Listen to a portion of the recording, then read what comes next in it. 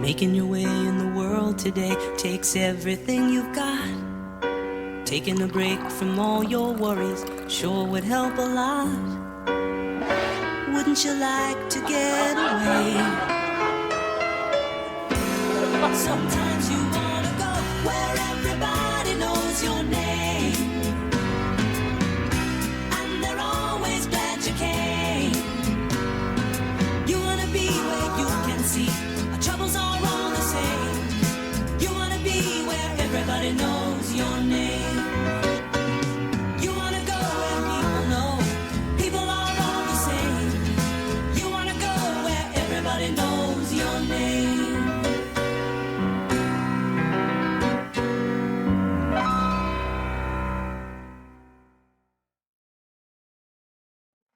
The frontier. Chaos. Chaos, that's right. Yeah. It was chaos when we left Hope's Edge. It was very cinematic. There was like a hailstorm coming down in the streets and Warforged with wands firing shots off everywhere. Virgil was fighting back. Ocho was trying to save Slink, and Carlotta just unleashed this wall of fire. Yeah, I think you guys all kind of had a... Well, maybe Carlotta, you can roll some dice for this damage on your fire. Yeah, I wrote down what I got last time because it was like 31 because I rolled insanely high. it was a lot. Awesome. Okay, good to know. So, yeah, I mean, there's this just... I don't know what when fire meets ice, does it make steam? Yeah, so people are probably getting like burned by the steam as well. Yeah, just this chaos in the street of fire and snow and cold. And It's a very harmful cloud of fog. That's right. Yeah, making now these steam clouds everywhere, and it's the visibility is pretty much non-existent with the hail. I believe it's heavily obscured, and now there's just this fire coming in. So there's a few other people who can have some turns that are not you guys. I guess we'll start with everybody needing to make a dexterity saving throw, because as the Warforged are shooting back, in the chaos, you feel warmth coming towards you, and there's a spell attack, and everybody will make a dex saving throw for me, please. 15. 15? Okay. 15 is exactly what you need. So if you get 15 or higher, that's good. And let me know. I'm gonna inspiration. Yeah, I should probably inspiration too. Okay, 19. We're 3 minutes in. I know I can't take damage. Natural 20. Nice. Okay. I'm gonna do this on my computer because this many dice will take me a while to roll manually. Oh, that inspiration was a good idea. I feel like our population goes down during events like these. That's But right. I think we just had a spike, so it's okay. Yeah, it'll balance out. Every time we don't have a fight. That's true. The town needs to plateau for a while. Yeah. So everybody's gonna take half of 28 fire damage. Oof. 14? Everybody can go ahead and make a second dexterity saving throw. So as this first dexterity saving throw happens, a fireball comes down in a 30-foot sphere and hits all of you. Actually, I forgot something critical. So on the second fireball that lands, Ocho, you're going to roll this one at disadvantage if you want. The consequences of not rolling at disadvantage. The reason why you'd be rolling at disadvantage is you're trying to shield Slink. If you choose to not roll at disadvantage, then you open Slink up to taking the damage too. Oh no. I will choose to shield Slink, of course. Okay. Oh, good. Okay. Oh, so that's gonna be a 20, lowest. Hell yeah. Okay, yeah, so you're good. So as these so then half of I actually rolled really good on this one. Half of 33. So 16? 16? Yeah. Yeah. Oh, Am I starting this battle at half health? I was Yeah. already there because of my duel. Fireball doesn't mess around.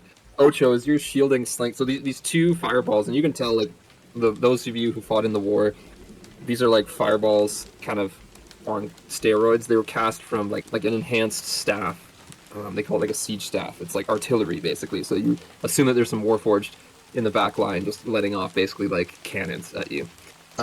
Mortar. They drop it. Boom. Yeah. So yeah, exactly like a mortar. So Ocho, as your shield is, you're just like fireballs flying at you, and you're using your body to shield Slink. You can see Slink just like looking at the fire and seeing it, and just like he has a huge smile on his face. Like, ooh. I will protect you, little one. Alright, Virgil, you're no longer the most unhinged person in this group. Yeah, I think Slinks. Definitely.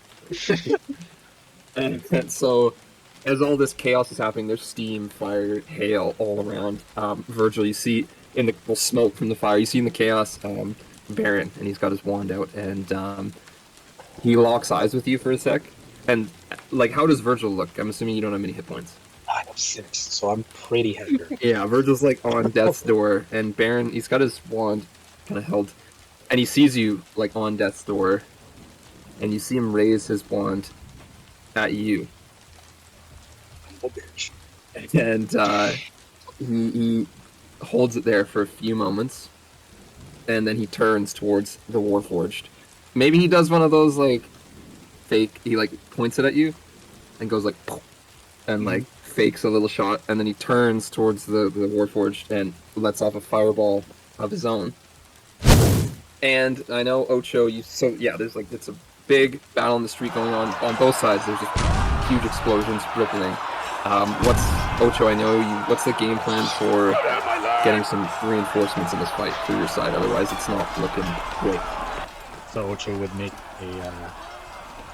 a big whistle for his militia to form. Yeah. Ocho would then instruct everybody. Okay, 10 per Warforged. You, 1. And he sections off another 10. You, Okay. 1. Right. Okay. So Ocho was training the militia, and I know Carlotta was kind of involved in like you were in charge of like the perimeter guards. What was Virgil's like main role with the town? He kind of helped orchestrate the the watches and stuff. Right. Okay. Okay. So He would know a lot of these guys. for sure. So what I'll ask for from everybody is one role of your choosing that fits, and make sure you tell me how it fits. And that role is to capture the quality of your direction and your inspiration towards the town militia in this chaos. Can I roll persuasion? Sure, you're trying to persuade them to do their best. I'm going to persuade them that they've got this. We've handled much worse than this before. This is just a normal Tuesday. Yeah, sounds good. 22. Okay. Next. Can I do survival? Because I feel like Virgil would just immediately start taking the role of like giving orders to, we're in the middle of a battle, so everything would be old hat. Yeah. So he would be doing all that. Sounds good. Okay. He rolled a 10 on survival. And I think Ocho would offer his insight to fighting Warforged, and he would show them, go for the ankles, because we got bad ankles. 19. So 10, 19, and 22. 51 total, that's pretty good. I totally didn't have a number in mind of you had to beat 50. I actually didn't. But you beat 50, so that's great. Okay. So, the militia rushes into action, and it's comprised of a pretty large cross-section of the town, right? Like, heavy on the kobolds, but there's also, like, dwarves, humans, half-elves, whatever it may be. Yeah? Definitely. Yeah. And they're, like, armed with crossbows, swords, spears, whatever, or do they have any, like... Shields. Great. Okay. Pretty primitive weapons. So, no cavalry for now, but yeah, so your forces come into engagement here against these Warforged, and they're ready for this. They've got your lessons instilled as like muscle memory, but they've been training every morning with Ocho. And you've also got the support of your Silver Flame allies. You've got this paladin is ready to wade into the fray. As this is all happening, there's chaos all around and people shooting, people dying on both sides. There's one particular little, like, small battle going on one side, and there's this Warforged who maybe let's say Ocho, give me a perception check. 11. Yeah, so this Warforged, I guess, just he's kind of like a lot of them are wearing like a bit of a uniform and hats or cloaks and stuff. So like specific features are not easily made out. But this guy just looks like old. Like he's just like moves slowly. Looks like he has like creaky joints, rusty joints. Just doesn't look good. But anyways, he's got like what you'd recognize as like an artificer's weapons, like an arcane cannon, operating very similarly to a shotgun. He would be closest to Ocho on the battlefield. He would kind of dispatch a few kobolds and then make his way towards Ocho. And he'll try to take a shot at you. And he rolled a natural 1, so he completely misses. Needs to retire. That's right. Virgil on the other side of the battlefield, you'd see, and again, like visibility is like nearly null, so what you're seeing is not much. But you see Solara, this paladin, like just charging in with her sword, and you lose sight of her amidst the fray. Well, let's go ahead and whoever was at the top of the initiative. Okay, so what's Ocho doing? Ocho would probably see all these Warforged kind of running down the hill towards them, and he would get out his new sniper and take a shot at maybe that old one with the shotgun. Okay, sounds good. Oh, 11. Oh, plus 3, so that'll be 14 damage. 14 damage? Okay, sounds good. Anything else on your round, Ocho? Yeah, it would just be like shouting out orders and waiting for the fight to come to him.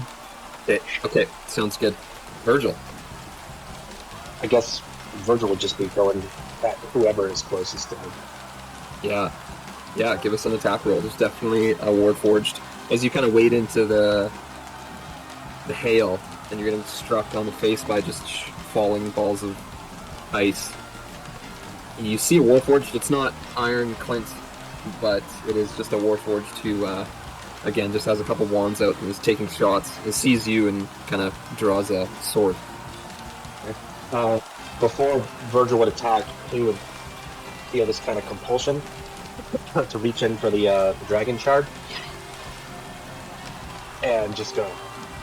Here goes nothing. And he takes Peacekeeper kind of towards the hilt of the axe, but like close to the blade. Then he takes the dragon shard on the other side, and then he just smashes the dragon shard on the side of the axe blade for Peacekeeper. Yeah, give us an attack roll with advantage. All right. 24 and 9. Okay, so the 24 definitely hits, and you see as it's like suffused with this like fiendish cold energy, like the axe. I mean, you're since putting the shard in your chest, you're already frigid and you're cold, but now your axe feels the same thing. Like it is just chilled to the bone, and as you swing at this thing, yeah, tell us what happens. Is just in one clean blow, you just destroy this Warforged. So when the dragon shard collides with the axe blade, it would kind of do something similar to Virgil's chest, as it smashes. The bottom of it would almost take kind of like a liquid form and kind of like almost melt into the axe, and then there would be little spider veins coming off of it of the same kind of pulsating power that you can kind of see in Virgil's chest. And so it just kind of suffuses to the blade. And when that happens, the whole axe blade takes on like a kind of a bluish hue. It just kind of glows. And so Virgil would raise the axe and just split him from shoulder to hip. Oh yeah, and it like you see on the wounds it's definitely like, you know, in the, you know, you strike the blow and then the body just slowly slides off, and it's and it's the wounds are just like iced over, utterly, yeah, just frozen solid. Yeah, that'll do. Carlotta. So, as a bonus action, can I give Virgil a healing potion? Yes, please. Yeah, sure. Yeah. Wasn't sure how it works too, like if it is to someone, because it's kind of written like that person's unconscious, but I think Virgil's not currently. Alright, so I'm gonna kind of notice that the like wounds have iced over, and I'm gonna be like, oh, like that. Sheriff, you've looked better. And I'm going to pass Virgil a healing potion. Ooh, rolled really well. That's 10 points of health back. And then action. How far away from me is this Iron Clint guy? You can't actually see him right now. He's obscured in the hailstorm. Then whoever's closest to me, actually whoever is within 120 feet of me and not on our side, I'll shoot firebolt at them. Okay, sounds good. Let's get an attack roll. Is a 19 hit? Yeah, for sure. Alright, 13 points of fire damage. Nice. Okay, sounds good. Again, just like steam hissing everywhere, smoke, fire, cold. You would expect the mortars to fall again, but they don't.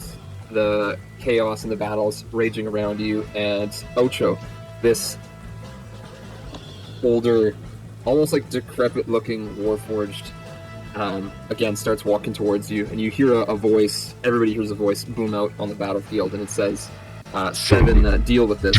And you start to see from the Warforged. You can see. You start to see them kind of covering their buddy, and their buddy is like falling back. They look like to be organizing a bit of a tactical retreat. And this older Warforged Ocho comes up towards you, and he's going to try to grapple you. So we're going to have a contested acrobatics or athletics check. You can use either one. Either acrobatics or athletics. 26. Wow, I rolled a natural 20, so... Oh, one better. No way. So this... Can I reaction silvery barbs? Yeah, if you want, yeah. Yeah, I'll do that. Sure. Okay, Ocho won. So as this old Warforged comes up to you, you can see, like, you can hear his joints, like, clinking, and they sound rusty, and you see, like, almost red pulses through his, like, not in the metal, but in that, like, rooty, organic-y, like, sinew between your metal parts. You see almost like there's, like, red pulsing magic in him. Okay. And within the cloak, he's kind of got a cloak up over his head, but you see, like, one of his eyes is kind of glowing brightly, and the other eye is, like, very dim. And yeah, you've never really seen a Warforged like look like this before. You typically look pretty hale and hardy and well, but he just, like, you've never seen the signs of aging on a Warforged until this guy. So he tries to grab you. He tries to grab you unsuccessfully, and he whispers to you and says, I've got to make this look good, the boss. I apologize, because this is really gonna fucking hurt. and there's only a couple seconds, so Kind of gives him a nod, but then 5 seconds or less, he'll kind of say, and this is happening. Ocho freezes. Ocho panics, and he freezes. He freezes up. Okay. Indecision has crippled him. Yeah. So you see this Warforged. He also in front heard. of you. He also heard the name 7, which threw him off. Yeah. So you see this Warforged in front of you. This kind of glowing red lines of magic inside him start to glow more intensely. And again, Carlotta and Virgil wouldn't have heard this, but you do see that the Warforged are definitely retreating. And let's call it a Constitution saving throw from everybody. 17? Okay, good to know. 14. Okay, also good to know. 11. So Virgil and Ocho, actually first Ocho, what you see is this Warforged just start glowing bright red hot, and as these Warforged start to retreat, he's kind of the only one left. Again, still the battlefield is quite obscure and hard to see, but he basically, like, explodes in this blast of red arcane energy, shoots out across the battlefield, catching everybody close by. It is kind of only he's kind of in the in the street, so it's not everybody on the whole battlefield, but it's definitely a decent chunk of specifically the front line, because that's where Ocho was, and it's just catching Carlotta and Virgil. maybe like a quarter of your militia was kind of in the blast, so nothing crazy. But everybody is going to take 37 force damage that didn't roll higher than a 15. Well, I'm Oh, down. oh, good. Very down. I rolled Virgil higher is- than a 15. How am I doing? So yeah, half of 37. Oh, I guess I'm raging, so would that be half a 37? If you're resistant to force damage. Oh, I don't think I. Nope. Ocho, you're at 0 HP. Yeah. And Virgil is as well. Yep. And is Carlotta up? Carlotta's still up, and Carlotta's gonna like try and see Solar or Beren and being like, "What's the fucking use of people with healing spells?" Just before he exploded, everything came to just like a whisper, and then just chaos. Just this explosion has just rocked the street, and Virgil's down, Ocho's down. People are screaming everywhere, and you see bits of Warforged strewn about, because some of his own men were caught in the blast too. And unfortunately, you see bits of town militia strewn about as well too. There's some dead kobolds, humans. Slink is okay because Ocho got him out of harm's way, but this blast has just destroyed the battlefield. There's blood everywhere, strewn about bits of the town, of dirt everywhere, pieces of wood. Some of the storefronts have been damaged badly. So Carlotta being the only person left up, other than calling for Beren and Solara, what's your first move in the aftermath of this explosion? Do I see any enemies still left? Yes, but quickly retreating towards a team of horses that they've left kind of down, like at the far end of the street. Do I see Ironfist? He would be among them, yes. Do I see any of them that don't look particularly wise? Give me a perception check. 15. Sure, yeah. I mean, there's some just, more run-of-the-mill looking Warforged type soldiers. Yeah, I'll point at one of them and cast Charm Person. I need a Wisdom saving throw DC 15. Okay. Ooh. It did not succeed. It failed. Alright, then I'm going to, say, "No, I don't think you ought to go anywhere just yet. Come here." And then for my bonus action, I'm going to, give Virgil another healing potion. We're burning through a lot of these already. Whose fault is that? So the charm person, it says the creature regards you as a friendly acquaintance. So that's fair. It's currently regarding you as a friendly acquaintance. But I am gonna roll a check as it kind of stops in the street and hears you yelling at it to I roll like stop. a persuasion to be like, "I really need your help right now." Sure, go for it. 22. Yeah. Okay. So the Warforged stops and does start to walk towards you. Do I see any of my employees?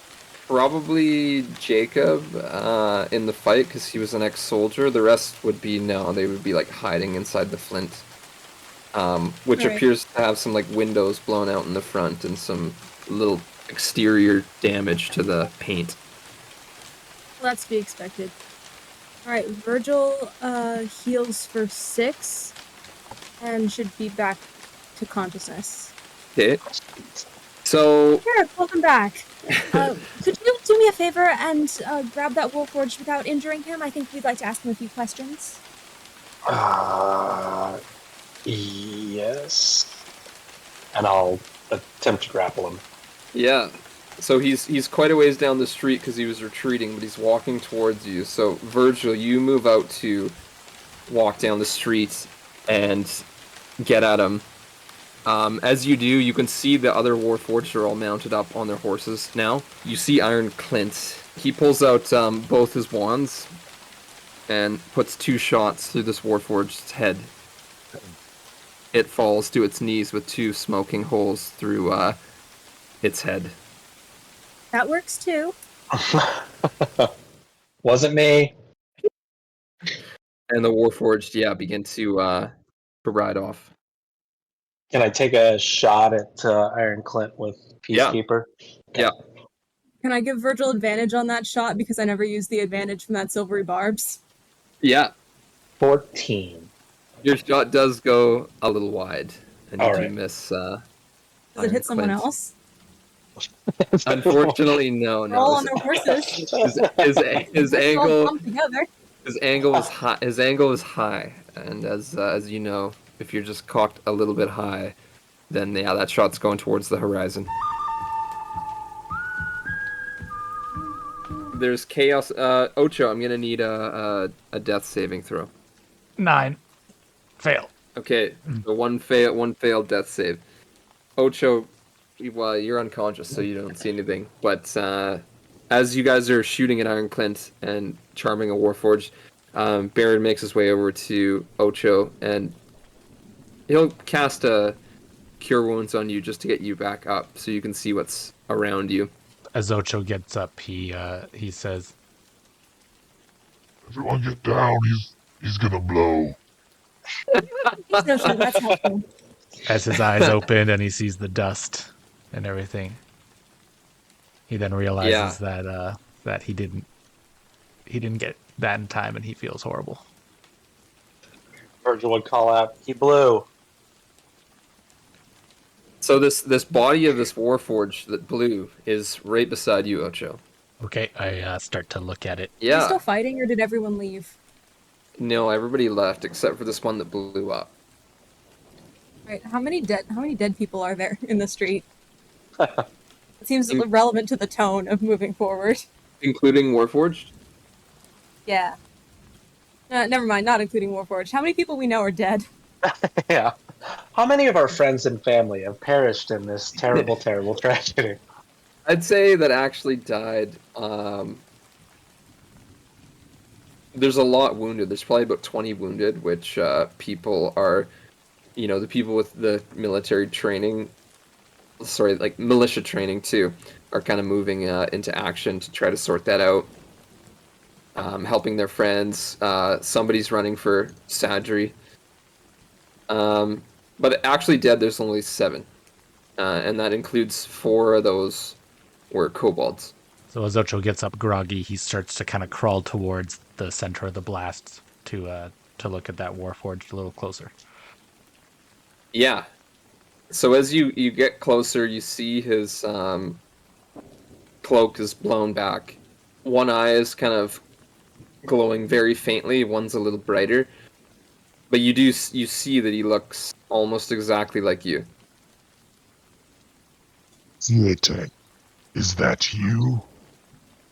And I sort of, I'm shaking a dead body, but As you say that, you're actually shaking a Warforged that you realize, because his eyes are still glowing, does have maybe a little bit of life left in him. I hold him close. I get down right beside him, and now Ocho is holding on to this partial Warforged. So Beren pulls out his wand and points it at its head and says, "You want me to finish it off?" I'm going to grab Baron's arm and say, I think we ought to see what Ocho's trying to do before we do that. This thing just blew up, Carlotta, and took a few of our guys with it, so it seemed to be on the other side. You want me to finish him, Ocho? It seems to be pretty important to the other side and might have information we can use. No. And then I hold Siete, and I'm like rocking him back and forth. Brother, is that you? Do I get the sense that without intervention this thing's gonna die? Yeah, mechanically speaking, it's on 0 hit points. Yeah, I'll cast Cure Wounds. Okay. So as you put your hands on this thing and cast Cure Wounds into it, you see like another surge of kind of red through its quote-unquote veins. It stirs a bit, and he starts coughing. Just this deep, hoarse, brutal cough.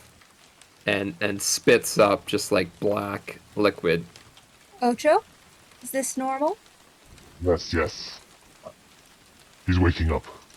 What would the first thing that this Warforged see be? Ocho holding him, looking down at him. He's looking into a mirror. Carlotta standing behind Ocho with her arms crossed. So when he sees Ocho, he puts up a hand, touches your face, Ocho, and he says, Brother. but it's like his voice is just so hoarse and pained, and it's forced. Why did you do that? I told you I had to make it look real. Or else you wouldn't believe it. Ocho kind of sighs and goes, Where did you learn that? Well, It wasn't exactly something I learned, brother. what did they do to you? Oh, we've got a lot to catch up on, brother, and I'm glad that I've finally found you. I could definitely use some rest, and you should definitely double your guard around town. They could be back. They're looking for the dwarf woman, but they could be back. Ocho would look at Carlotta and be like, oh, did you hear that? But also, check it out. It's my brother. I'm going to kind of pat Ocho absentmindedly on the head, because I assume he's on the ground, so I can thus reach his head. I'm going to lean over to Virgil and say, do you suppose there's a prison cell open for our new friend? Yeah, I also am a little worried about Ocho being able to just explode at will. Yes, we're going to have to ask follow-up questions about that. In Yeah, the I got meantime, I some. think it would be a good idea to get this enemy Warforged away from this potentially angry mob. Especially if it would hurt Ocho's feelings if anything were to happen to him. Bludge. Yes, so consider him under arrest, I suppose. I'll stop the crowd from going feral, if that looks like it's where this is headed. You get him to a cell somewhere. Can't do. As Ocho carries him and helps him towards the cell, he'll just explain to his brother, like, Yeah, everyone who knew comes to town, they gotta spend the night in the cell. when they get here. Let's see, it's just like normal. It happens to everyone. Yeah. They did it to me when I got here. Deception. Deception check. Okay. Disadvantage Flat because 7. he's your brother. Nope, it's a 7. Brother, I know what it looks like, but I came here for you, brother. I mean you no harm, and I only did what I had to do to maintain my cover, but I'm here to help you. Okay, I'll convince them. Certainly did your fair share of harm. You Virgil's seem committed eavesdropping. to this method acting. He also says to you, Ocho, he says, Iron Clint. It's not his real name. Really? he's kind of whispering this to Ocho. You don't recognize him. Because of what they did to us. But he's number 1. Primero. And he's looking for the people that did this to us. And he won't stop until he finds them. Primero. And Ocho says that with big eyes. He's still alive? He's still alive. Does he know about me? Fortunately not. I kept everything about the 8 as hidden as I could, but he's not looking for the 8 so much as he's looking for the ones that experimented on us. If you must put me in a jail cell for the night, so be it, but know that I came here to help you, Ocho. I'll turn to Virgil. He can shut down beside me. Can't he? You want to stay in the cell? And then Ocho would look at his brother and be like, yeah, I'll stay in there. All right, Ocho. Listen, he's got to stay in there for his own protection. This town will mob him if they know he's still alive. At least they will if they see him out and about tonight. This place has been surprisingly accepting of the marauders, so I think they'll warm up in a few days. That makes him want to stay the night with him even more, to kind of guard him. I gotta say, I don't really appreciate getting blown up. What'd you say his name was? Siete. And then Ocho holds up. I guess he only has 6 fingers, and then he puts down his hands. I know a little bit of Spanish from the war. I didn't appreciate that very much, Ceviche. I'd ask you kindly not to do it again. Not planning on it. Don't think I got many more of those left in me. All right, well, if you guys are sleeping in the jail cell, I'm sleeping somewhere else. Personally, I have not finished socializing for the night, so I'm going to go back to the bar. Carlotta, can I steal one of those rooms above the bar for the night? I suppose. Thank you kindly. Although you do owe me 2 healing potions. Noted. So the bar is definitely a mess. Like the windows have been blown in, the chairs would be a wreck everywhere. Or no, chairs are wood, a stone, right? Anyways, just things are strewn about from like the force of the explosion. It wasn't directly caught in anything. Like nothing is like superficially damaged, but everything is just in a mess. There's chairs everywhere, tables everywhere, people like cowering and hiding. But once they see like the explosion's gone and the fighting's done, it's a pretty rough life on the frontier. This is not the first time Hope's Edge has been through. In fact, this is light work for Hope's Hedge. So people are bouncing back really quickly, like moving to help the wounded and clean things up. And you're seeing that the people look very resilient as you head back to the Flint. I think on the way back, Carlotta's definitely going to like check in with everyone that seems injured, and we cast a couple of like cure wounds. Doesn't have a ton of spell slots left, but she'll kind of do what she can. And I also want to like keep an eye out for all of the Silver Flame people to see if they're helping or if their whole presence in the town is more performative than they've been acting. Mm-hmm. No, I mean they would definitely be same. Like you see Sadri now out helping, and you remember that the last time there was a big fight right after you and Beren were helping Sadri. The 3 of you were helping very closely because you have healing magic. So it's the same type of situation. Like Beren is right with the wounded, using up the rest of his spell slots for healing spells. Sadri's there patching people up. You see Solara, the paladin. She has Lucian kind of draped, over her shoulder and helping him hobble off because he looks very out of it at this point. And they're heading towards the Flint and Steel. In the second it takes her to get to us, I'm going to lean over to Virgil and say, so what do you think of this Silver Flame stuff? Never been much into cults, and I don't rightly like them all that much, even though I don't really know them. Good, I was afraid I was just judgy. No, not judgy. A little judgy. And then Solara gets here and we stop gossiping about her. Miss Kincaid, I had rooms at the Jurasco Clinic, but they will be necessary for wounded. So can you please house Lucian for tonight? Certainly. Thank you for all of your assistance during that little incident. There's little bits of like Warforged bolts in her hair, and her sword looks a little scuffed up from hitting metal. I would like to reach out and like take one of the bolts out of her hair, but do it in like a way that could be seen as helpful, but is definitely meant as like judgy. Like, well, I didn't get anything in my hair. So catty. Do you want to make some kind of roll to play it up? Yeah, what kind of roll do you want? Performance? 18. Yeah, she just looks at you and she's like, do you have a servant that could take Lucy into his rooms while I make myself useful and attend to these wounded? You're clearly not from around here. In Hope's Edge, we do our own work. Come on, Lucian, dear. Nice to see you're making yourself useful and not just standing around gossiping. What's her name again?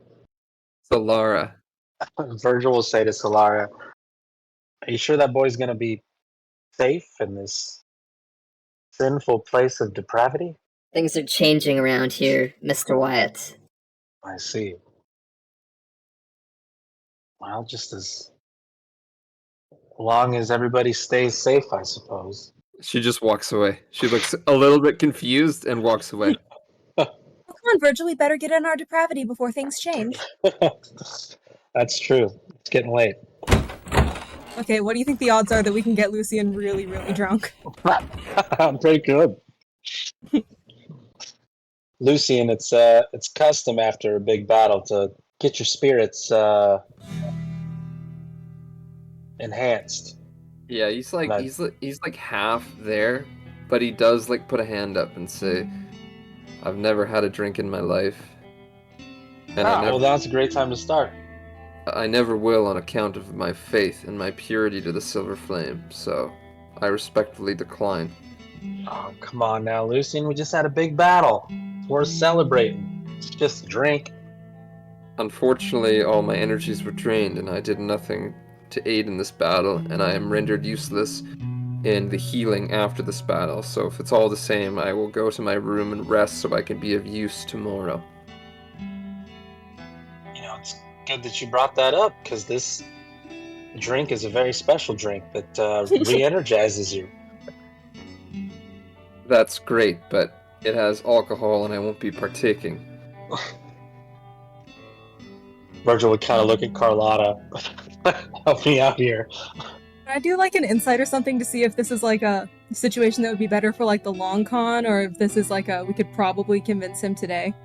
Yeah, you can, roll insight, yeah. Oh, that's just a 9. He seems like pretty stern on this. Not pretty stern, like he seems very stern. Like this is a core tenet of my faith. That would be a tough sell. A really tough sell to willingly get him to imbibe alcohol. Long con it is. Sounds good. Yeah, I'm gonna kind of give Virgil a look that says long con and out loud say, yes, you've had a very trying day. Thank you so much again for all that you and the Silver Flame have done for our town. Let me get you upstairs. Thank you, Miss Kincaid.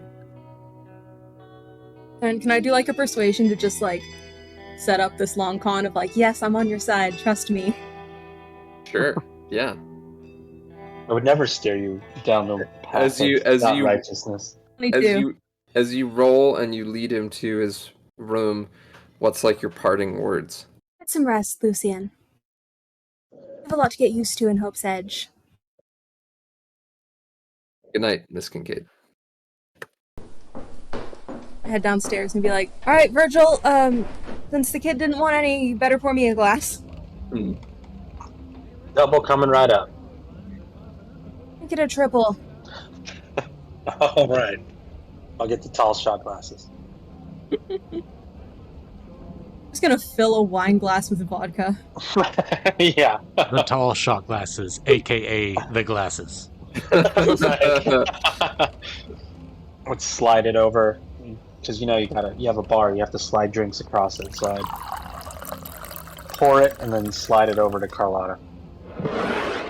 I'll catch it and say, so, is there anything I ought to be aware of? I noticed that Beren pointed his wand at you in a way that seemed like a threat. Are we back to that again? You know, Beren right now is a big question mark that I'm not sure.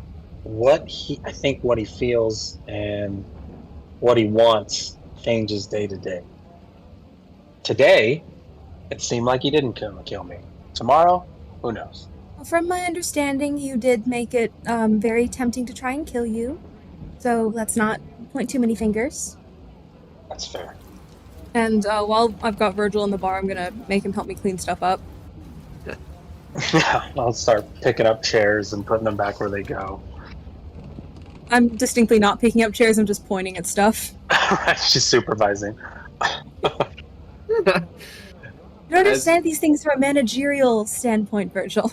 Yeah, it might go a lot faster with 2 people, you know. Yes, you're right. Slink? Slink, runs out from the back room. Hello?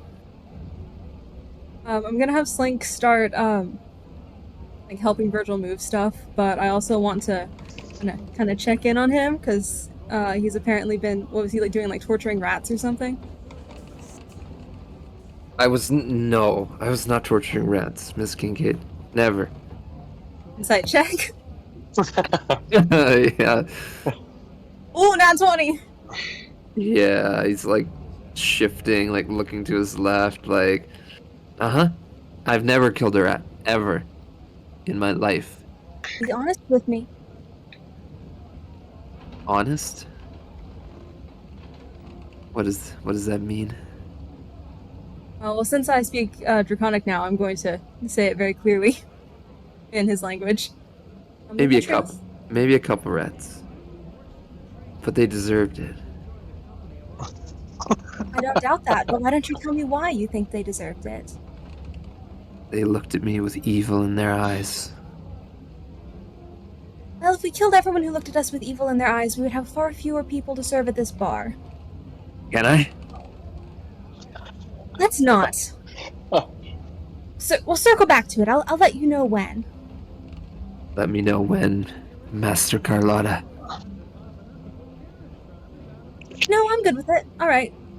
Yeah, we're just Virgil's just kind of taking it back. We're getting. You just heard what he said, right? Virgil, do you think this is our most pressing problem at the moment, or do we just need to take the win where we can get it?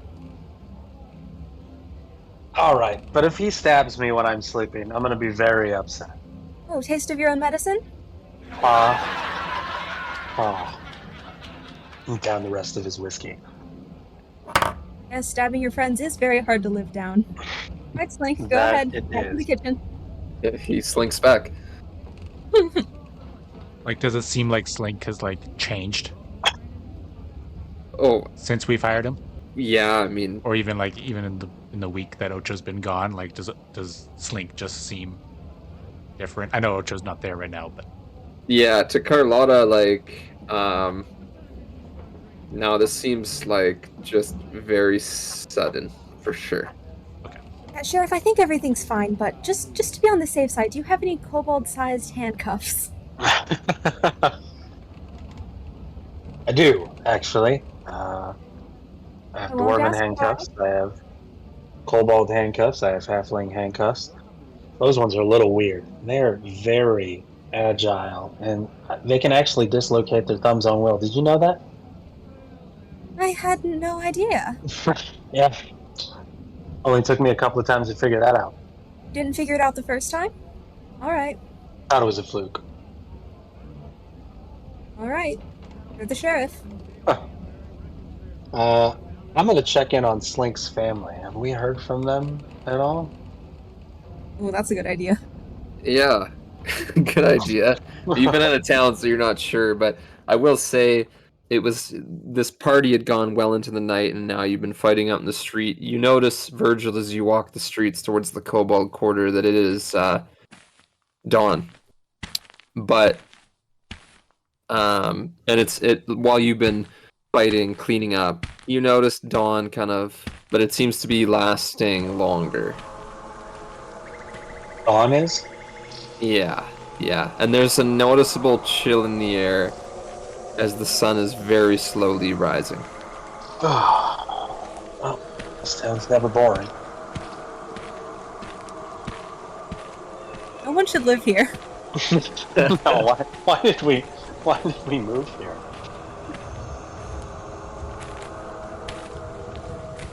So it is. You've been awake all day and then all night, and it is into the next day. So you're keen on, before sleeping, heading to the Kobold Quarter and checking in on Slink's family? Yeah. Sure.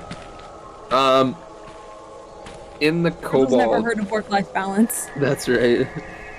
In the Kobold Quarter, it's pretty dilapidated, and there's it's pretty... This is like the poor district, because the Kobolds don't get paid much that work in the mines. You notice, the Kobolds are, as you're walking into the Kobold Quarter, the Kobolds are kind of giving you, the eyes. They don't really enjoy your presence here. Used to that. Give me an insight check. Alright. 18. There's definitely a little bit more get the fuck out of here in their stares than you'd be used to. Huh. Maybe it's not just Slink.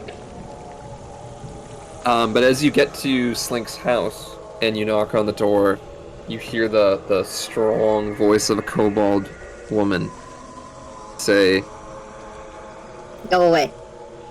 and then you hear some curses in Draconic, like Pendejo. Virgil's just like, wellness check. Policia! Policia! wow. I would knock on the door and suddenly realize that I don't really know Slink's last name, so I just call out, Mrs. Slink, it's the sheriff. Coming in, checking in on you and your family.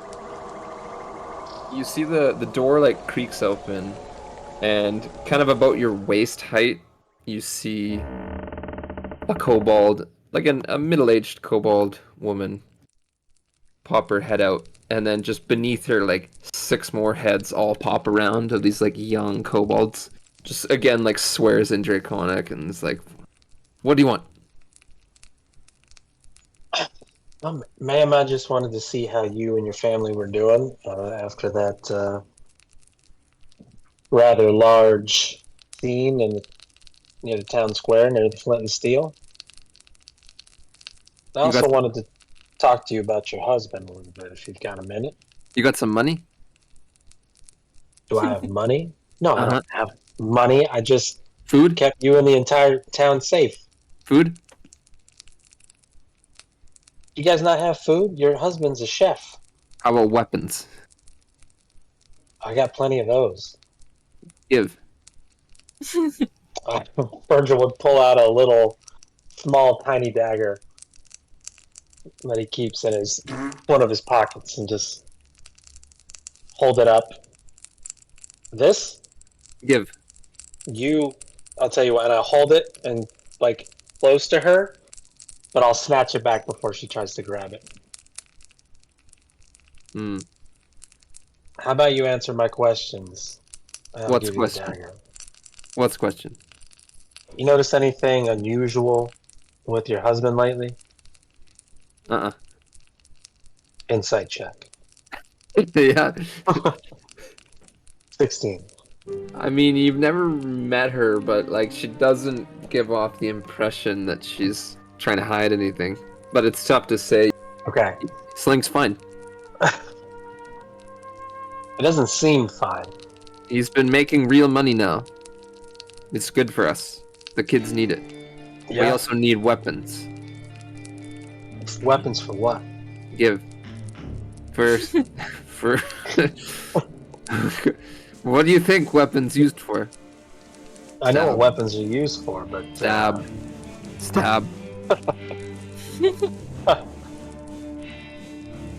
I didn't think you guys were getting. Well, I guess the cobalt section of town is probably pretty dangerous, huh? Very dangerous. Need weapon. You guys don't attack each other, though, do you? In the distance, you hear gunshots. Alright, disregard. I'll tell you what, how about I get you connected with Ocho and he can train you and the little ones up. He loves teaching kids. Okay. See. Alright. I'm gonna ask you one more time. Have you noticed anything unusual with your husband? Again, I'm just here to help. Nothing. Except he makes more money now, which we like. Alright. Well, if anything changes, you come see me at the sheriff's office, okay? Okay. And he'd flip the little dagger up and he'd kind of drive it into the door. Y'all stay safe. Wait, where's... Is the door where she can reach, or... No. I like to think it's just out of reach. it's not. It's out of reach. Wait, where is sheriff's office? And I would kind of point to the general direction of the sheriff's office. Okay. Next time I come with that. And she points with the dagger. You come with that. safety. All right. Y'all Goodbye. stay safe. Bye. Thanks. Virgil would make his way back. And as you're walking away and you turn back, you see like the 6 kobold kids all piling up on their shoulders to reach the dagger. Virgil would just kind of linger for a minute to watch that. It takes them a while, but as they get it, they just topple over. Mama said it was my turn with the dagger. So what's Carlotta up to as Virgil went off and did this as the morning is coming? Carlotta's probably asleep. Yeah, fantastic. This is Carlotta's like normal sleep schedule. She's just chilling. What about Ocho as you're put in a cell with Siete? I'd like to think as we cut to the jail, Ocho's just been filling in Siete with every moment of his life. Basically since Ocho joined that caravan that started walking away at Hope's Edge. So maybe throughout that we've cut back a couple times and Ocho's like, and then this lady Carlotta, she took me in and she gave me money and she let me sleep in her basement. And then this Atari woman, she was nice and she gave me this, and I point to my arm. I like that a lot. And he moves his own arm up, and on his wrist is it's part of the artificer. If you're an artillerist, you get like a wrist, basically like a small cannon, and he's attached it to his wrist, and it shoots fire.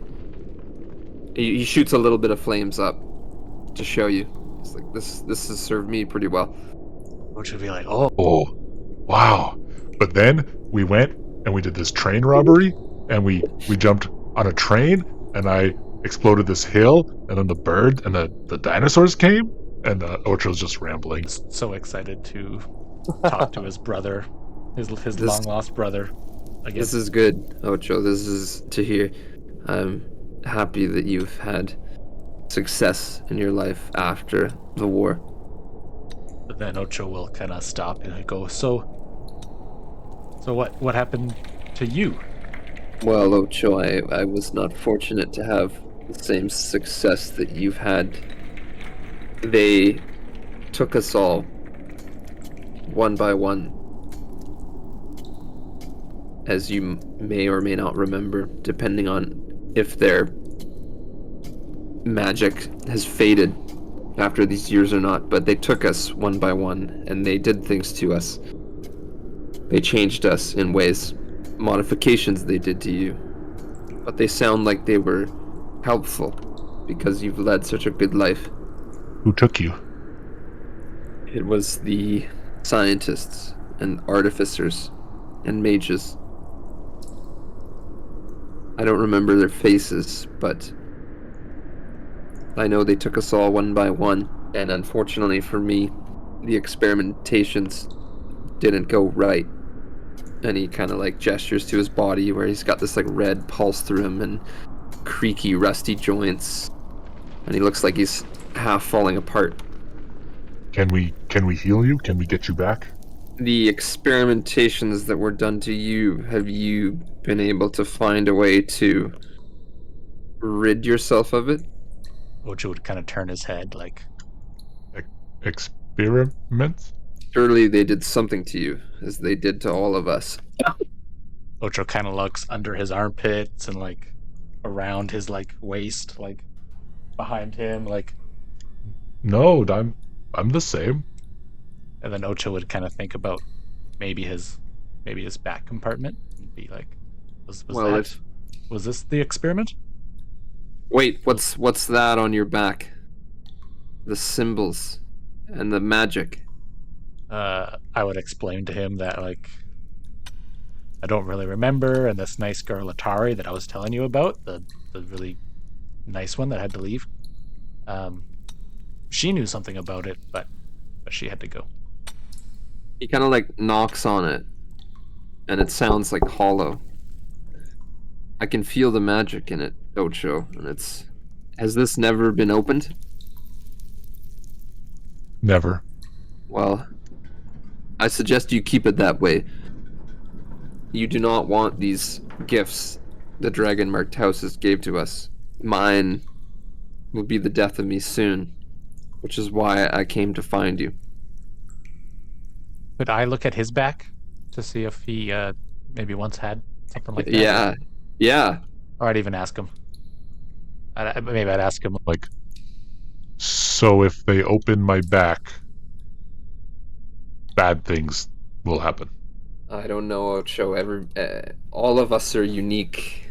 We lost track of most of them. But Primero, he's been, well, looking for his brothers, either to join him in vengeance or to kill them. I had no choice but to join. He is much, much stronger since his experimentations, and I am much, much weaker. I'm a fraction of who I was in a body that betrays me.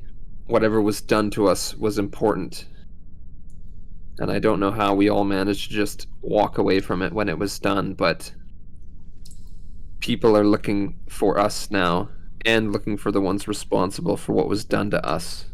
I must rest, Ocho, but once I've had time to rest, we will talk more. You rest, Brother, I will stay here. Well, Ocho would watch his brother go to rest, go to sentry mode, and stay for a little while. Yeah, you see that as Siete is kind of going down, it's more than just like, yeah, because as you said, like Warforged, when they rest, they still remain like lucid, but you see that he is just like, looks like he's powered down and not conscious. You all get a long rest, Oh, thank God.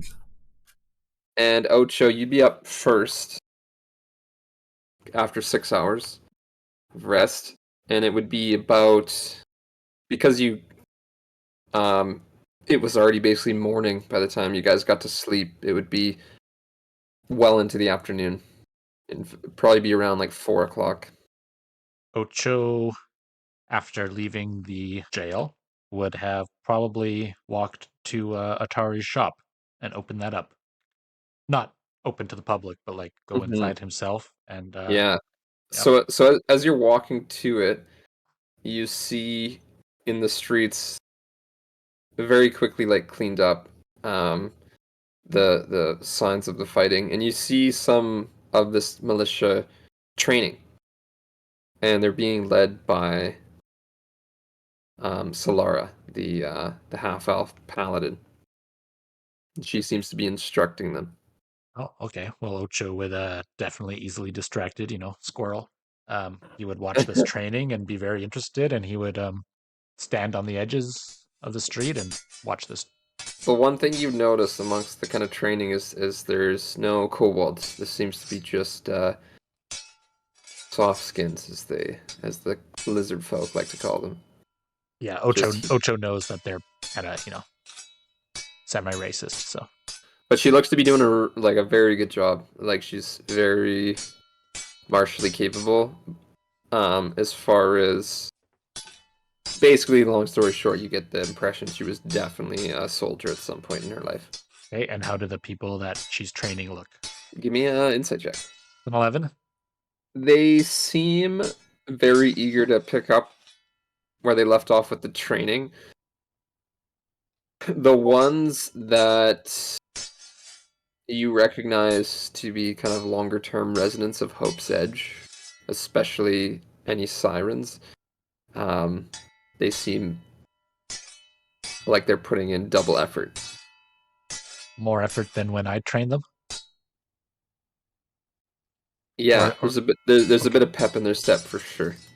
Ah, interesting. Ocho would if she takes a break, Ocho would kind of walk up behind her and say something. They sit down for a break, and as you go up, she's definitely like sweaty, like worked really hard, and she's just kind of resting on her greatsword, and she looks at you and gives you a nod as you approach. Your sword is very mighty. It has pierced the hearts of many evils. and it will pierce the hearts of many more evils to come. Can you tell evil just by sight? I can tell evil by the silver flame's guidance. Ocho stands up tall, a step or two back, kind of wants to show her something. Yeah, she kind of like plants her sword in front of her and stands up to like kind of to attention. Okay. And now Ocho kind of wants to do kind of his practice routine to her, like his like kind of Tai Chi Yeah, slow movement thing. do some kind of roll for it, whatever you, some kind of like dexterity or whatever. Do a straight dexterity roll. Like, oh, nat 20, 24. Yeah, she's just like in awe watching your martial prowess and basically just says like, this is not something, I am certainly not dexterous and limber enough to repeat what you just did. I rely more on the strength and might of the flame. But that is most impressive, and under your care, this town will be very safe. Ocho sort of regains composure and just sort of like, kind of wants to leave on a high note. So he's just like, yeah, that's all I got, and dusts himself off and starts to walk to Atari's shop. So as you get to the office that Atari has left you, I imagine there's like a secret knock I have to do or something that she told me or something. Yeah, there's definitely like a arcane enchantment on the door, but as you go to perform that ritual to unlock the door, you notice that the door is ajar. And Virgil, you're waking up. Probably before Carlotta or no? Probably. Virgil's an early riser. So as you rise and come down into the common room of the Flint again, you notice that it's like 4 o'clock in the afternoon. It's pretty late. There's a few people in and around the Flint, kind of just having a quick drink or getting some food. Through the door walks this dragonborn, and he's wearing like plate armor, and it's the scales are green, and you recognize him right away. It's this dragonborn that's been living in Hope's Edge by the name of Green. The last time, well, you would have seen him around town, but the last like major interaction you had with him was when you and Beren saw him out on your ride out to track down the cold sun. And he came back with a warning for Hope's Edge about mining dragon shards, and if you did, that it would be war between you and the cold sun. But you did convince him to stick around town, and he said he would. Here he walks into the Flint and Steel and looks right at you and walks towards you. I would tip my hat to him. Green. We have matters to discuss, Sheriff. Perhaps you should get the one that tells others what to do. You talking about Carlotta? See. That's a dangerous ask, friend. Is it that important? Please retrieve her. Alright, but if I get cut again. So Virgil would make his way up to Carlotta's room and knock on the door. If you don't have coffee, then you'd better go get some. Even better. I have possibly dire, life-altering news. And I'll get some coffee. But I don't know how you make it. Here's the straight gasoline. Just tell Nellie to get the coffee ready. I'll be down in a few minutes. Can do. Virgil would head back down and give Nellie those instructions and let Dywnn know that she's on her way. Green is just sitting at a table, and he's got his shield and his axe resting against the chair beside him. So, how you been?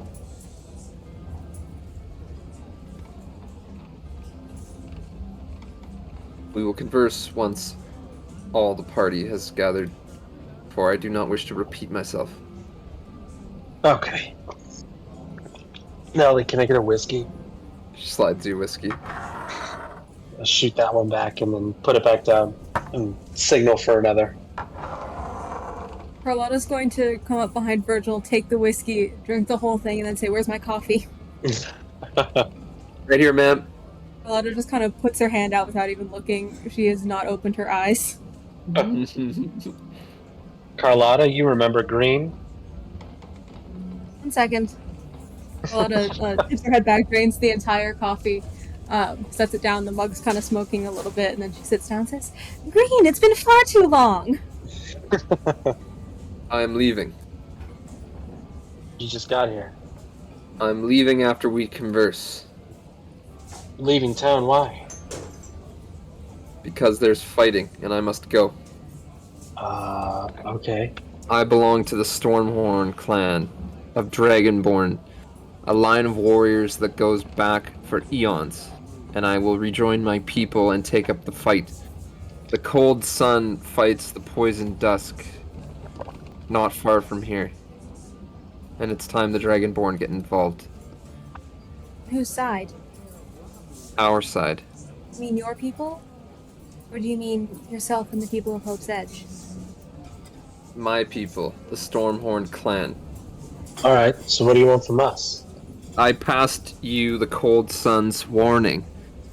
If you continued to take dragon shards from the earth, that it would be war, and they would come and destroy you.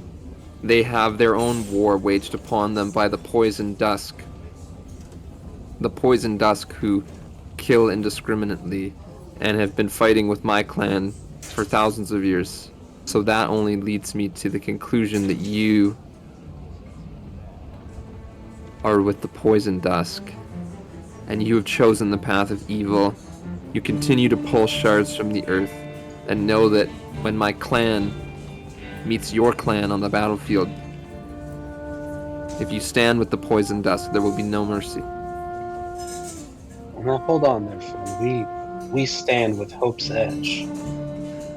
We don't even know these Poison Dust people, and the town is still pulling up dragon shards, but that's so it can survive. By the town, we of course mean the dwarves. Correct. I don't think they have any affiliation with the Poison Dust either. Your survival and the death of others are the same thing. Well, you got me there. The cold sun warned you. Do not dig a single shard more. And in the last month, you've mined more shards than ever. That tells us everything we need to know about you. And now I will leave to rejoin my people. I can stay here no longer and witness this evil. Well, I suppose to each their own. Again, let me say that we, as members of Hope's Edge, certainly don't mean your people any harm, but there's not much we can do about the dwarves. Mining, I mean, that's kind of their thing. They have their own reasons for pulling the shards, other than just getting rich, I think. For thousands of years, this land, it was our land, and we knew exactly what to expect. You have not been here long, but you've seen the land too. And you fully understand that the land is changing. You've been given your warnings, and you have not stopped, therefore you accept the change of the land. And I depart with that knowing, and I wish you good fortune. If we see each other again, it will be axe against axe. That's a shame, Green. Virgil will extend his hand out to shake it. Also, can I do an insight check? Yeah. Got no reason to think that he's lying. He sounds, but maybe I can glean something. Yep. 14. From the time you've known him in town, you've known him as like a guy who has very alien mannerisms to you. Like, the whole lizard folk culture is unlike any you ever knew in the Five Nations. The way they act, their mannerisms. And he came with the intention, as you know, to learn from what he calls the soft skins, to understand your ways. And the look in his eyes as he shakes your hand and departs is a look of he understands exactly what the soft skins are and what they will do to Kabara. And with a firm handshake, he takes up his axe and his shield and he departs. On the way out, I want to catch him as soon as he gets out of earshot of Virgil, and I want to start talking to him in Draconic. Carlotta's Draconic is not great, but she's coherent, just with like an accent. And I'm going to say, I have been working to try and redirect dwarves away from their current course of action, pulling shards from the earth. Not going as quickly as I would like, but it is working. We can have a little bit more time. I think we might be able to come to a solution. I'm sorry I've not been of more help. More people live in this town now than have ever lived here, and they come for one reason. And I do not accept your solution that you will stop, for if you stop, the people will go. And the people are not going, the people are coming. Do you have any other ideas for what we can do? One simple idea.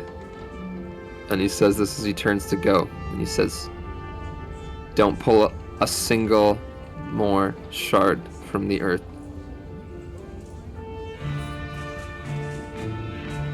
Carlotta's just going to let him leave. Go back to Virgil and say, I don't particularly see why I needed to wake up for that conversation. Don't ask me. He asked for you specifically. Let Thorne know. Oh, right. I forgot we had him back. Yeah, he's not been as Abrasive? involved since he's been. Yeah, I guess that's the right word. Since he's been up and about. Actually, I haven't seen him since that night we were at the bar. Perhaps we ought to go speak to him. I think that might be a good idea. To make sure he's aware that we're not going to execute the Warforged prisoner. Yeah. You say that like it's obvious, but we've had issues in the past. Yes, we have. You're confident we can avoid a repeat incident? 70-30. Pretty good. For me, for most days. Ellie, I need more coffee. As she's getting that ready, Beren enters the Flint and Steel and walks up to the two of you. How does he look? Tired, but he didn't take too many wounds. He's been helping the wounded pretty much all night, so he looks tired, but that coffee smells good.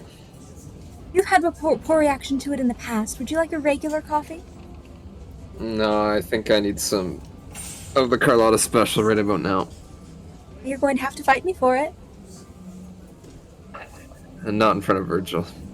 When the next cup of coffee gets here, I'm going to reluctantly slide it over to Beren. I don't mean to break this little party up, but Virgil, Thorne wants a word with you. That's funny. We were just getting ready to go see it. Perfect timing. As always. One more for the road. Is Carlotta coming? Carlotta's coming unless someone tells her not to come.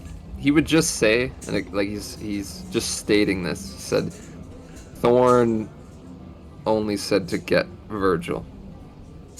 Won't he think this is a nice surprise? Yeah, I'm too tired to put up any fights, so Good. you guys make your way to the town hall.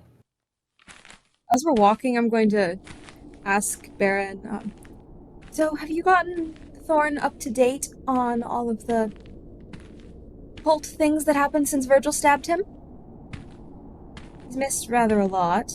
I got him up to speed on what he needs to know. Alright. Well, that's rather ominous. Well, I mean, I left out the fact that me and Virgil robbed a train. That's probably good. Actually, to be quite honest, Thorne, if you knew what the payoff was, probably would have been okay with that. As you guys enter the town hall, you see Thorne and you see Solara. Just the two of them kind of having a private conversation, and they see you as you enter, and Thorne kind of gives Virgil a look and then gives a scowl at Carlotta. I don't remember you being on the invite list, Miss Kincaid. I'm always on the invite list, Mr. Thorne. Besides, you'll want to hear what I have to say. Is that right? If you care about cult attacks. Well, by all means then, I suppose you came to my meeting uninvited, so you might as well be the first one to share the news. I will recap everything that we heard from Green. Yeah, I guess they would be pretty intrigued by this, and Solaris basically just like double the watches, send out scouts, figure out where this fighting's at. Thorne is just like, yeah, in step with her, like in agreement. He's like going full officer military mode. And so, Laura, if I can ask, what is the Silver Flames' relationship with any of the assorted groups in this area? Cold Sun, Poison Dusk. Any particular relation? We've had tepid negotiations with the Cold Sun since we came to Hope. They've tended to mostly leave us alone. They have peace agreements in place with New Throne. They haven't proved to be much trouble in our portion of Hope. Strategies moving forward? Well, if they're engaged in armed conflict against us, then they will be destroyed. And the same with the Poison Dusk, we haven't had a single negotiation with them. It's only been raids, attacks. We've only been able to deal with them with fire against fire. Well, I don't know that I expected anything different. Thorne looks at Virgil. You did a hell of a job when I was gone, Virgil. Also the reason you were gone, so maybe balance those scales. And let's not forget that I'm the one who used 2/3 of my magic during a cult attack to keep you from dying, Mayor. Appreciate it, Carlotta. And Virgil, I can't begin to thank you for everything you've done for me. Going all the way back to the war, you and Garrick and Beren were by my side. We lost, but we fought, and we tried to make a home out here, which I do believe that we've done. And I couldn't have done it without you, Virgil. Appreciate it, Mayor. It means a lot. That being said, going forward, this town doesn't need you in its service anymore, Virgil. You've given everything for this town, and it's time you took your rest. Time that you set that sheriff star down and have some peace. With all due respect, Mayor, I'm not really one for idle hands. I'd much rather be working. Well, there's plenty of work to go around, Virgil. What with new construction, rebuilding, expanding. But we don't need your axe anymore. Well, I mean, the town still needs law, right? And the town will have law, but the law won't be you.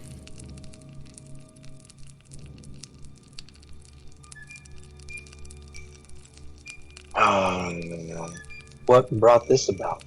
Well, I guess stabbing me in the chest didn't help, Virgil. No, I would imagine it didn't. Like I said, I can never repay the debt that I owe you. But this town doesn't need you in that way anymore, Virgil. So I'm asking you to stand down.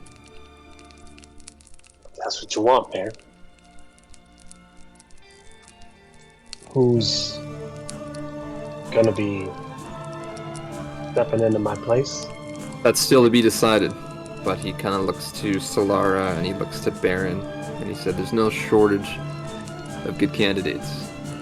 We will be making that decision. Well, speaking of candidates, last time we needed to make this decision, I believe we left it up to the people of Hope's Edge. Allegedly. I'm gonna kind of look at Thorne in a I completely know that you lied about the election results kind of way. Things around here will be decided on by those who know what's best for Hope's Edge. If you'd like me to decide on the next sheriff of Hope's Edge, I certainly can. Well, I might take your opinion under advisement at some point, Carlotta, but for now, we'll leave it be. I'm gonna kind of look at Virgil like, how do you want to play this? I think Virgil internally would be kind of struggling with the fact that he's not going to be sheriff anymore. And there would be a little voice in the back of his head that says, who is he to take away the power that I wield?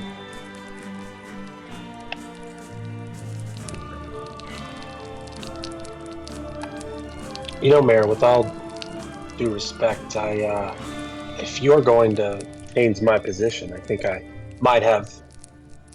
should have some say in the matter.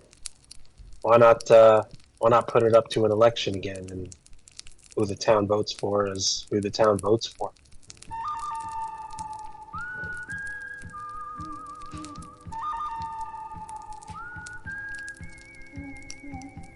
The only way I consider that, Virgil, is if you are not a candidate.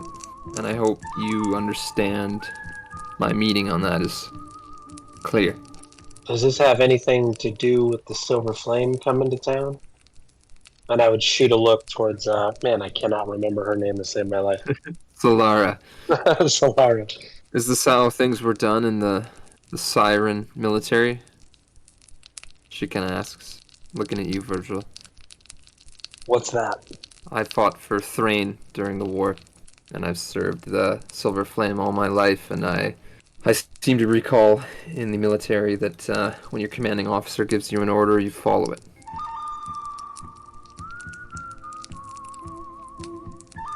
It's a good thing everyone here is a private citizen.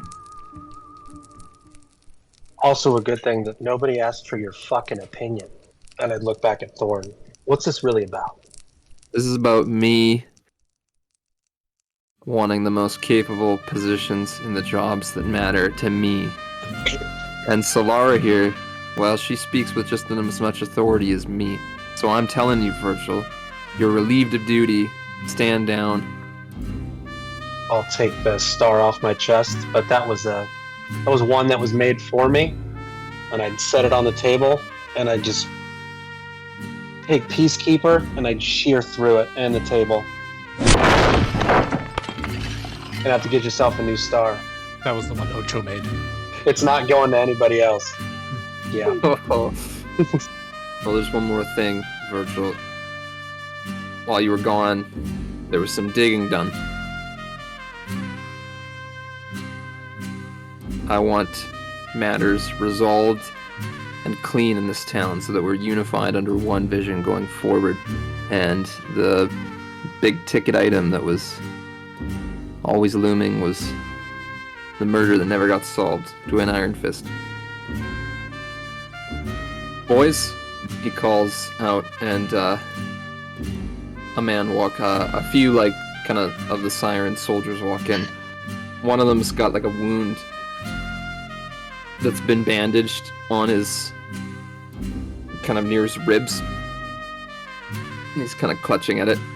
We made an arrest, and unfortunately, one of our men took a wound during it, but we've arrested 4 conspirators. All were minors. All were mistreated by Dywnn Ironfist in the mines. All had motive. Bring them in. And they bring in 4 kobolds. And they just have vicious looks on their faces. They're bound in manacles. And one of them is Slink's wife. I would say, what the fuck is this? There was no evidence that kobolds were involved. As a matter of fact, if I remember correctly, most of the injuries that he sustained wouldn't have even been caused or kobolds capable of. Well, why did they confess then? What evidence did you find that showed you this? Well, I know when you gave me your report about Dywnn, you said there was blunt force trauma. Well, I can't think of anything better that could cause blunt force trauma than mining equipment, and we found no shortage of mining equipment in their houses, at their workplaces. They're miners. Yeah, miners that were mistreated by Dywnn, and as a result, they killed him. And Mrs. Slink, did you kill Dywnn Ironfist? With weapon. What weapon? Give.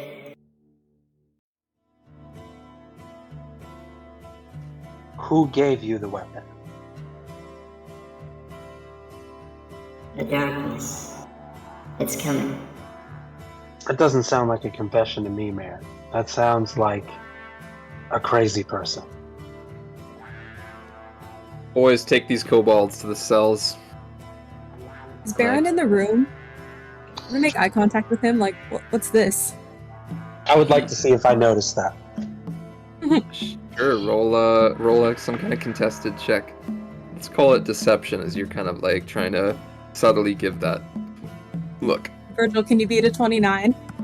No. 19. I was so close. Damn. No, only 10 off. That's almost a single digit. A whole die off. So Virgil doesn't see the look, or at least interpret the look.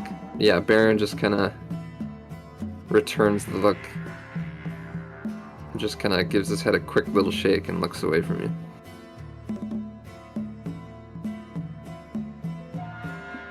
Alright. I don't think this is right, man. I don't think you have the right people. Appreciate all you've done, Virgil. And if you stick around town, know that there's always work for you, and there's always a place at my table. Yes, the table with an axe through it? Let's go, Virgil. I pick up Peacekeeper and shoot another glare. Actually, towards Beren and Solara. Mm-hmm. Ocho, you found your door ajar. Ocho waits for a moment, but then really quickly bursts in to like scare the person inside. So he bursts in and then quickly looks like karate chop left, karate chop right. Yeah, you see what is now your shop. She has left it to you. It's yours now. Kind of on the back wall where Atari kept all of her books, her vast library of notes and books and everything. There's a woman sitting in a chair reading, and she's an air genasi with blue skin. And as you bust in and do your thing with karate chop, she just kind of like lowers the book and just kind of looks up and smiles.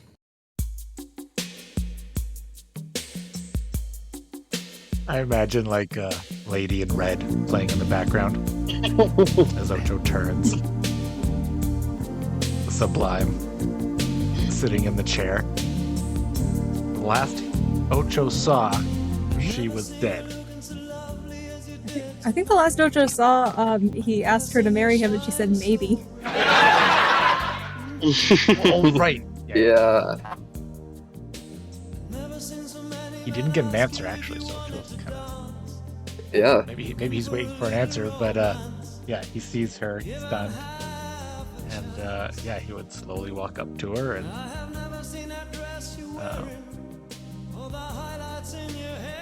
Hello, dear. Sublima.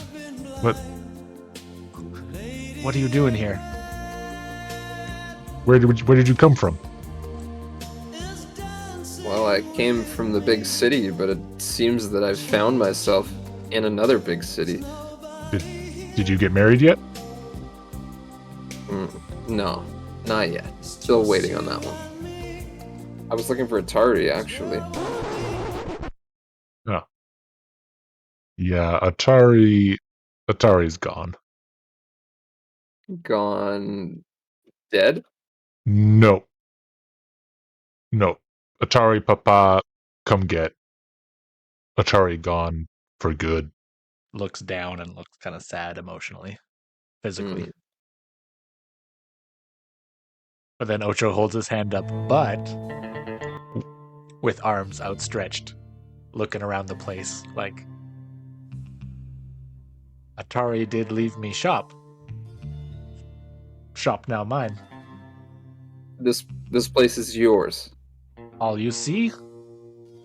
Me. Well, I guess I'm not looking for Atari. I guess I'm looking for you then. I'm looking for her research.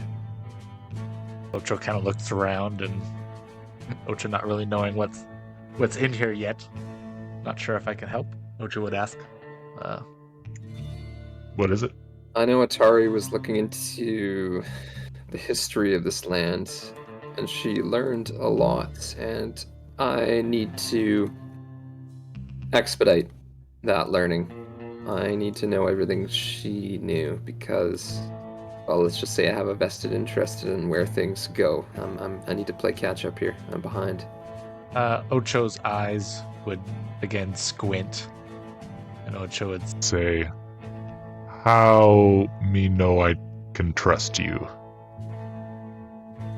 Oh, you can't trust me. Ocho would sort of like slump, like, oh, why me help? Well, let's just say anything I learn will help you as much as it'll help me. You know about the lake nearby, right? It's a manifest zone to Thelanis, the realm of Fae. There's druids nearby that worship it. all of There's that like- goes over Ocho's head.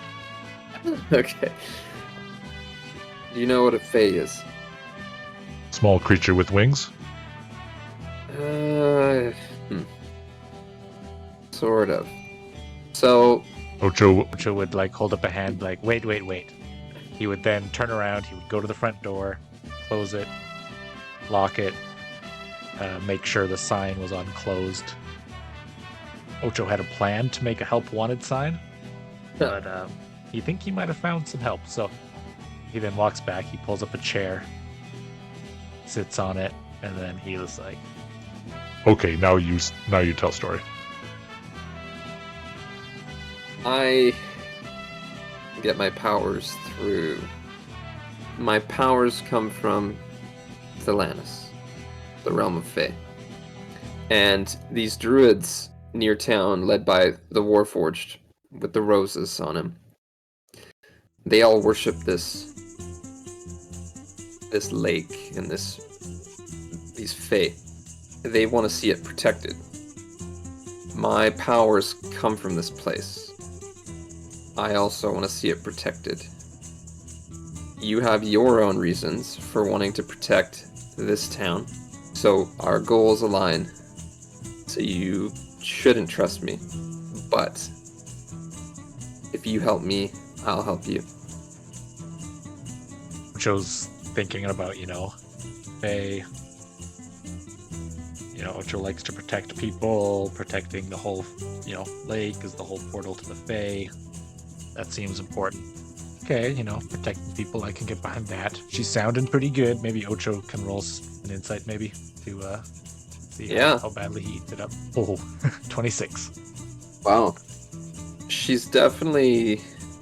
What's the word? There's more to it than...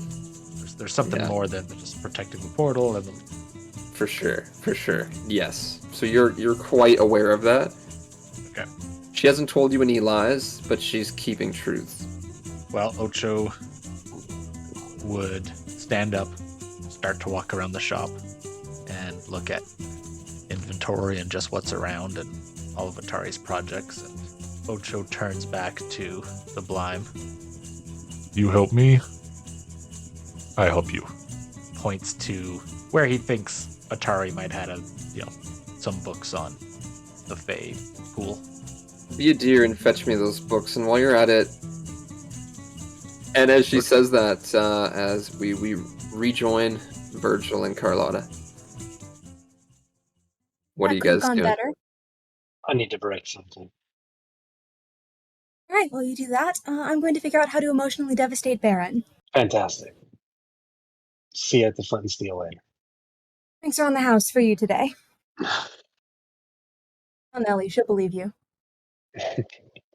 Appreciate it. So where's Virgil going? Down back to the kobolds, to Slink's house specifically. So as you're headed there, you see a figure perched up on a fence. They're flicking a coin up and catching it, flicking it up. And Brielle says to you, "Well, you've looked better, Virgil." I've been better. What are you doing here?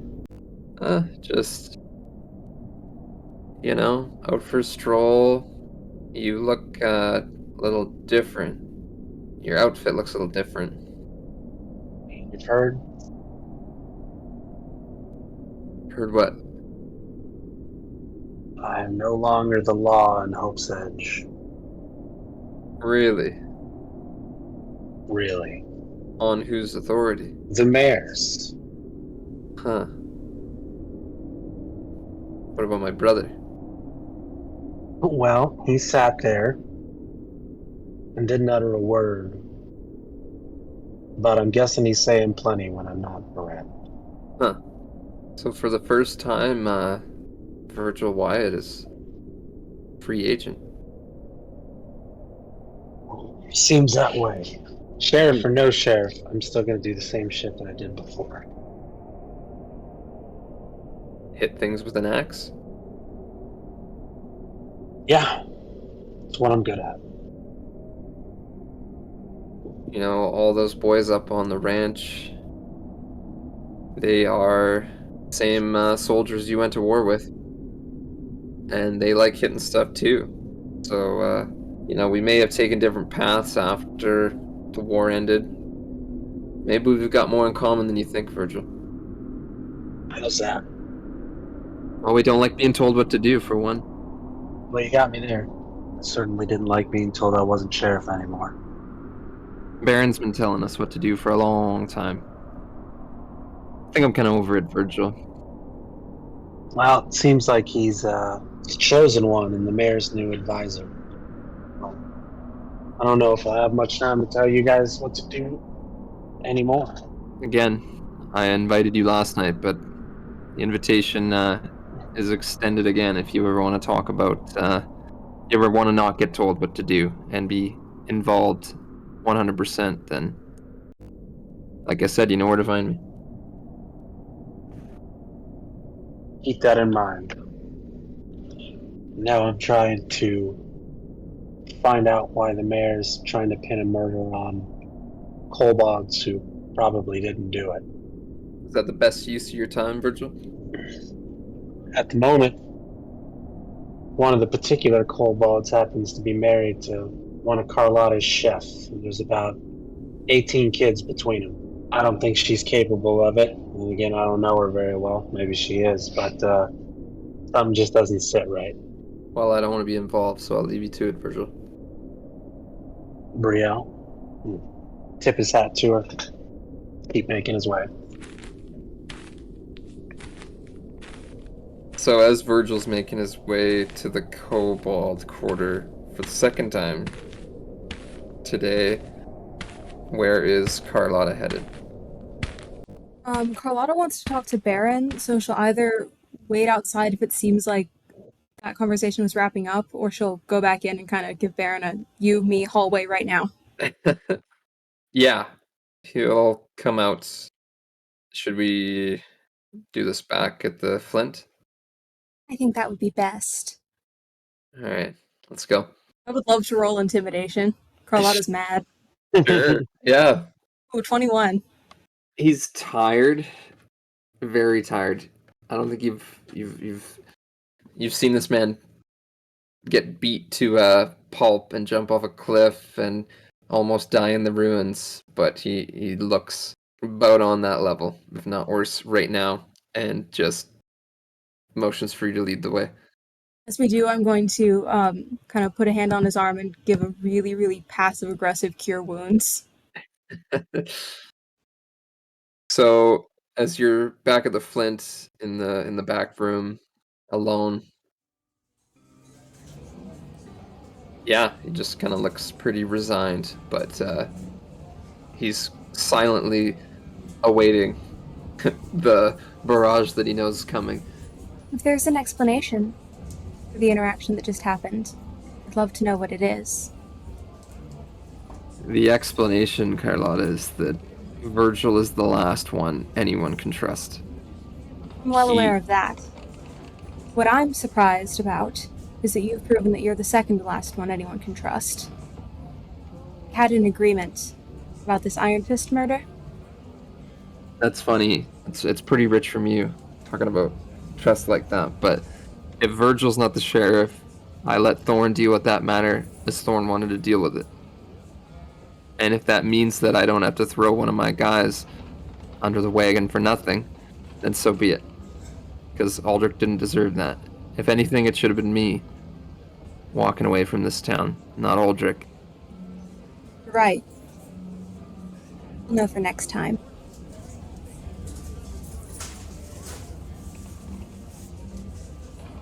When I talked to you last night, Carlotta, I told you that a darkness coming, and those that have chosen the side of the light need to stand up to those ideals.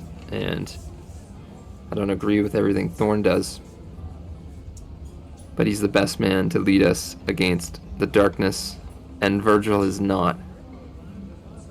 And if there's anything I can do to strengthen our side, I'm gonna do it. I think what you're doing is strengthening our side.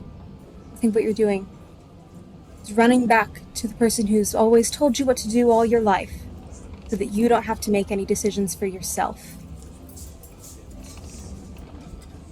Give me an insight check. Yeah. I'm not good at that, but maybe the dice will bless me. Oh, 22! You can tell that was a dagger, justified or not. You know, you're speaking truth, but that truth definitely cut him deep. Yeah, just glares at you and then looks away. We talked about doing the right thing for this town, getting this Ironfist murder squared away so that no one innocent would get caught in the crossfire. Getting this Ironfist murder squared away, Carlotta, and don't try to high road me here. Getting it squared away your way, no different than getting it squared away Thorne's way. Let's not forget that. You forget that my way involved everyone agreeing. Your way is throwing several innocent kobolds, the people who have the least amount of power in this town, under the bus with no way to get out of this situation. Because it's more convenient for Thorne, so it's more convenient for you. I have to support Thorne. Why?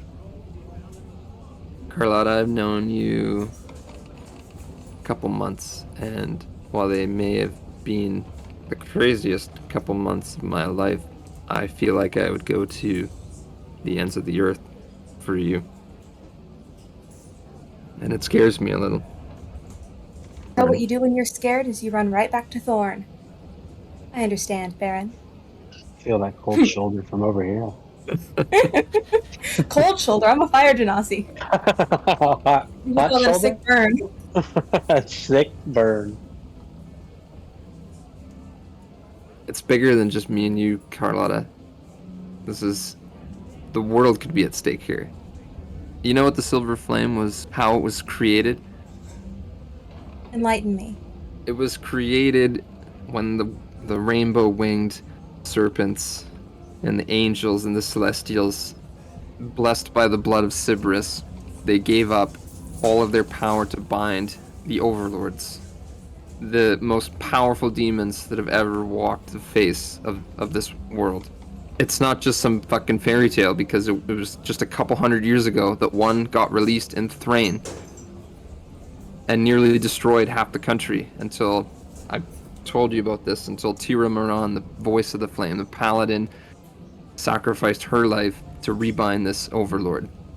They exist, and with a sneeze could destroy this entire country. And if we don't stop it and stop its servants, one could be released in Kabara. You can't tell me that things haven't been going to shit in this whole country. And I will do anything, including give my life willingly to the Silver Flame, to empower it, to keep it at bay. You're aware there's some sort of darkness within Virgil. You both know that. Is why you're letting Thorne push Virgil away from people that can keep an eye on him, put him in a situation he's incredibly vulnerable to whatever force has been whispering into his mind. You can explain Thorne's logic on that one, be very impressed. I think Thorne just doesn't want to deal with the problem he's created. He created. Virgil made all of his own choices. This path that Virgil's gone down. Don't put that on Thorne.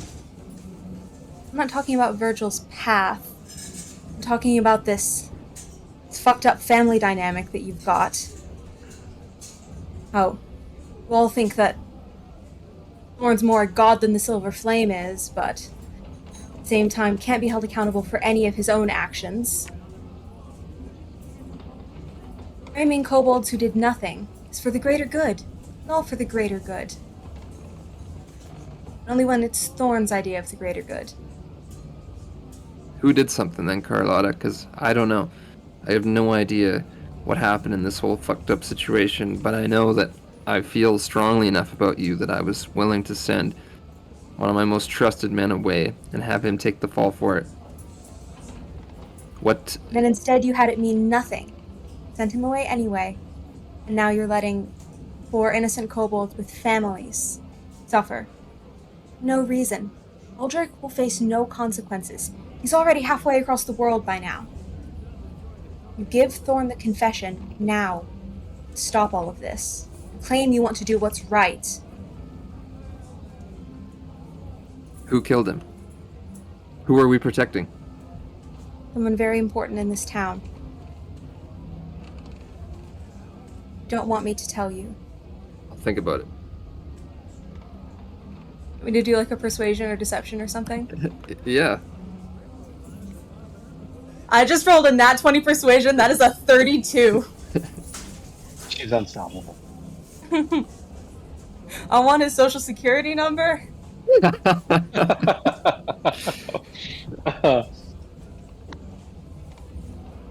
Just when I think I've got it all figured out, you know. I think, gosh, here I am, this killer, murderer, who's done nothing but harm his whole life, starts getting these dreams to do good. Why? But why doesn't matter. I find the people that embody the supernatural force of good are all mortal when it comes down to it. So what's in their hearts is, well, it's no different than mine. I don't think there's any good in this world, and it's all gonna burn. I hope we can be together while it burns. And I trust you. I'm gonna kind of light my hand on fire and say, I find that one of the easiest ways to create something good is to build it from the ashes. Then, let's burn this fucking thing to the ground. Starting with what? I'll go talk to Thorne. About? Dywnn Ironfist. Thank you. Ocho, you're in your office with Sublime, and she's pouring through books. What are you sure it gonna... isn't Sublime's office? I wanted to say something right at the end of that scene, Yeah. or when Sublime sort of said to Ocho, like, "Yeah, you go get it on the top shelf." Ocho would have kind of like whipped back to her, be like, "In here, like, Ocho's the boss. Like, Ocho is now upgraded from support character to now his own. I mean, he owns a small business. Hell yeah. Ocho would have been like, no, you get the book yourself. You grow up so fast. Maybe Ocho's got his feet up on his desk, hands behind his head. He's soaking it in.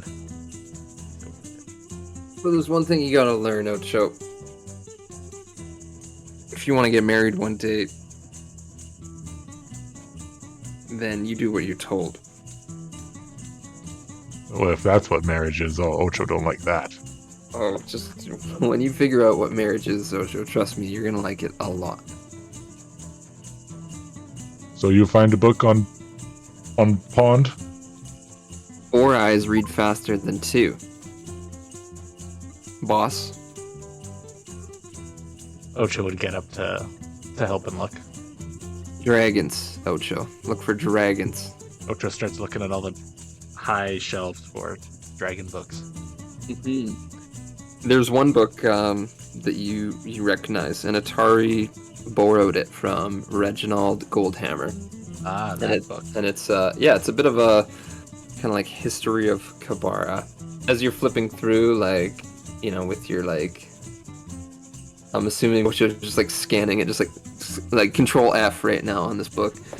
Dragon, black dragon. You come across a passage talking about a black dragon god that lives deep in the jungle, an ancient black dragon who resides in the cursed city of Haka Torvak. Bless you. A city of pure obsidian carved into the side of a volcano. And Ocho, the Haka Torvak, it's Draconic, and you translate it because you read Draconic. It's the throne of the holy dragons. Oh. Ocho would take a couple steps down off of one of those scrolling ladders, I imagine, and whistle Sublime over. Like, black dragon here. Let's see that. How's your ancient Draconic? Because there's some words here I don't recognize. It's good. What does this say? And she points out a passage. And there's this word that keeps standing out to you. 2 words. And you recognize one of them. It's the Draconic word for cold sun. Masvirik. There's another word often written near it. And it's a really old word, but you know that it might mean general, commander, overlord.